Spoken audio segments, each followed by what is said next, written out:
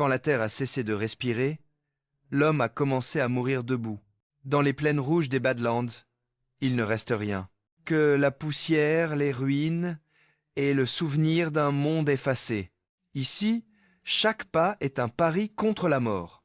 Chaque souffle, une provocation au silence. Dans ce désert sans foi, les survivants se cachent. Pas des tempêtes, non, mais d'un chasseur. On l'appelle le prédateur. Nul ne sait d'où il vient, ni pourquoi il tue. Seulement qu'il regarde, qu'il observe, qu'il attend. Et quand il frappe, il ne reste que le vide. Mais au milieu du néant, un homme marche encore. Kael, dernier soldat d'un monde oublié, son regard ne cherche plus la vie, il cherche la fin. Jusqu'à elle.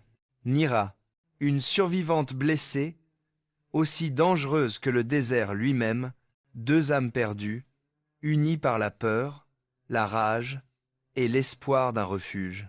Ensemble, ils affrontent le vent, la poussière et l'ombre du chasseur.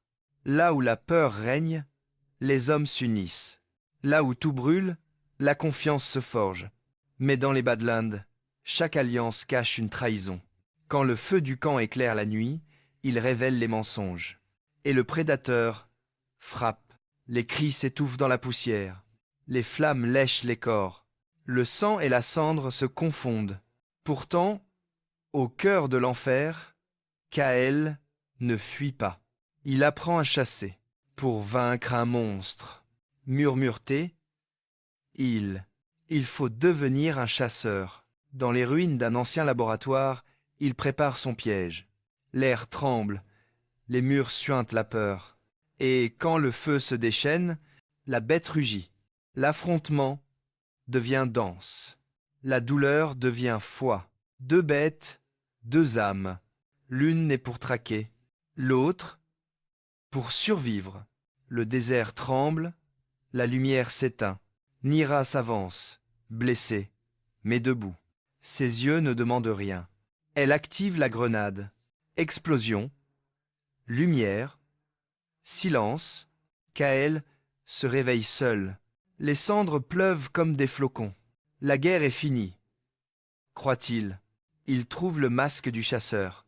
Et dans le reflet de ses yeux, quelque chose change. Le survivant devient légende. Le chassé devient chasseur.